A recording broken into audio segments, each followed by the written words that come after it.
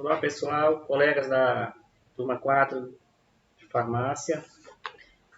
Continuando aqui o nosso seminário, aqui onde o senhor Lopes falou sobre a resistência à lisozina, certo? Então, demos continuidade.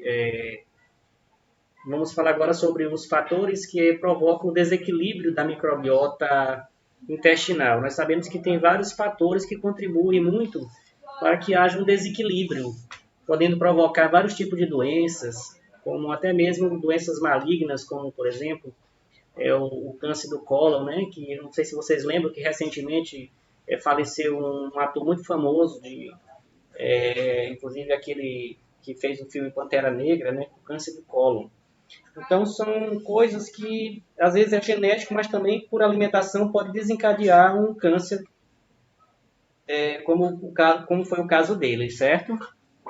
Não estou dizendo aqui que o problema foi esse, mas pode ser um problema genético ou pode ser causado também por esses fatores. Por exemplo, o álcool, por exemplo, pode provocar um problema desse. Alimentação desequilibrada também, a questão do fumo, né? Por ser fumante, infecção bacteriana. E também pode ser causado por excesso de antibióticos, medicamentos. Por isso é muito importante sempre usar antibióticos com orientação do médico. Porque muitas vezes o paciente faz uma automedicação. O que acontece?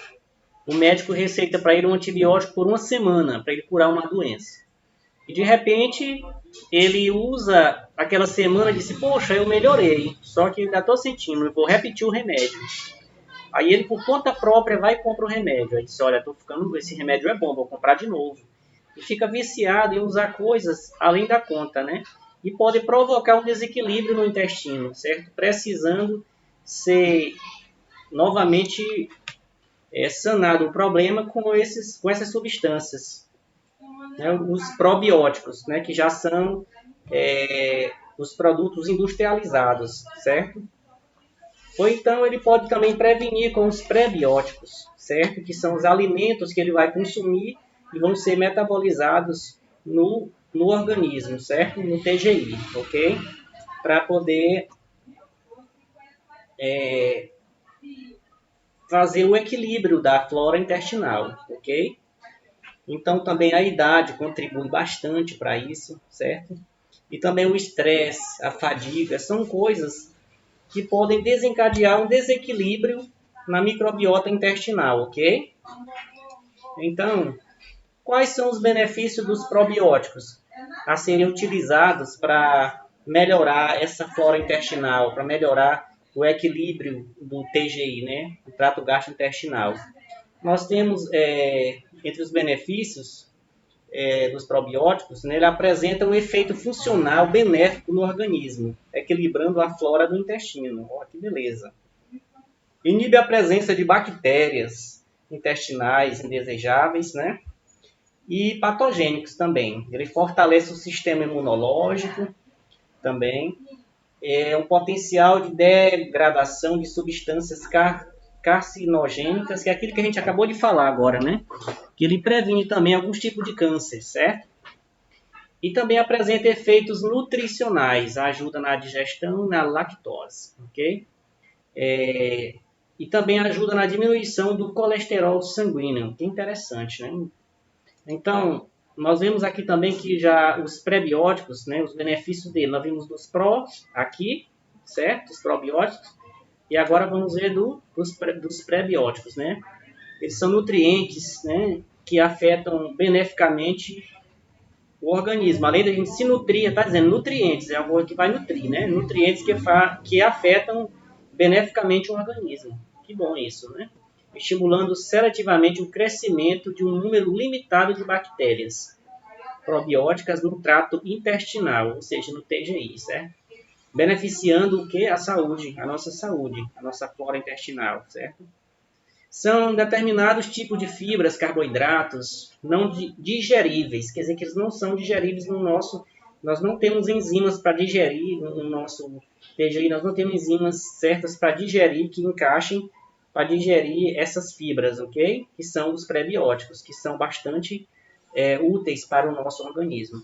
Então, eles são os carboidratos não digeríveis pelo organismo. Possuem uma configuração molecular que as tornam resistentes à ação das enzimas. Mas na realidade também é porque não tem enzimas que se encaixem diretamente, tipo a questão da chave fechadura, certo?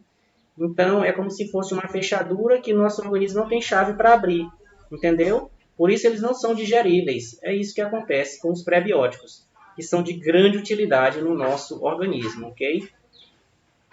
Não são absorvidos, ok? Penetram no intestino grosso e fornecem substrato para as bactérias intestinais. Olha que interessante, né? Então, a gente se pergunta, mas, Aguinaldo, qual é a dose diária para que a gente possa ter uma quantidade, vamos dizer assim, suficiente de prebióticos para que o nosso organismo funcione direito, né? Funcione normal, ou que ele tenha bastante saúde, né? Para que o TGI possa funcionar 100%, ok?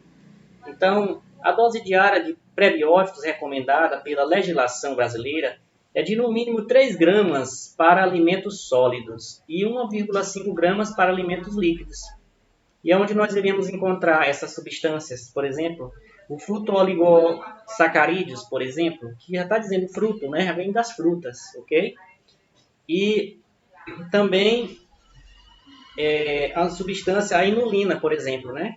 É encontrado na aveia, no trigo, na cevada, na banana, cebola, alho, tomate. Então, através das frutas, a gente consegue equilibrar a nossa flora intestinal, né? O nosso TGI, ele fica bem protegido, né? Porque através das frutas é muito melhor do que através de produtos industrializados, né? Que já são os pró. Claro que nós também precisamos dos pró, mas se a gente consegue fazer algo com os pré-bióticos, é muito melhor. A gente não vai ter problemas futuros, certo?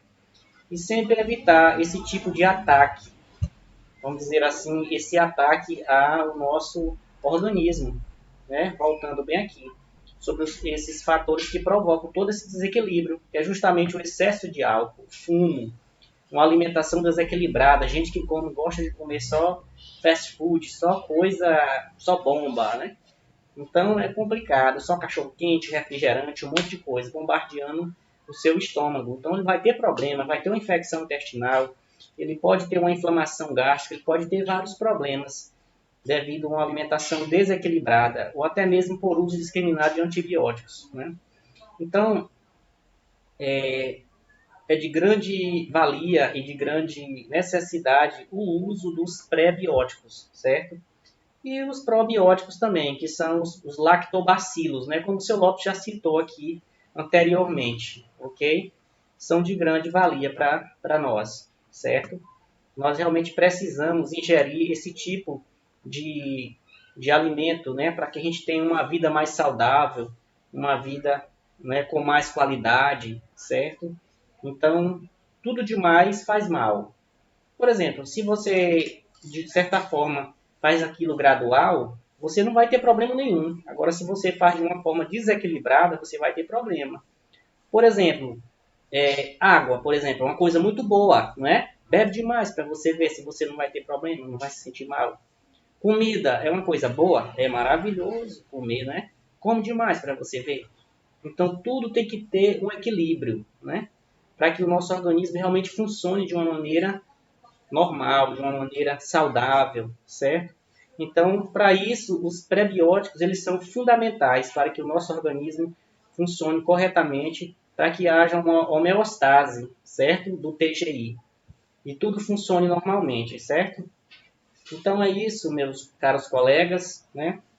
E daqui para frente eu deixo com o meu colega João para continuar esse nosso trabalho, certo? Valeu!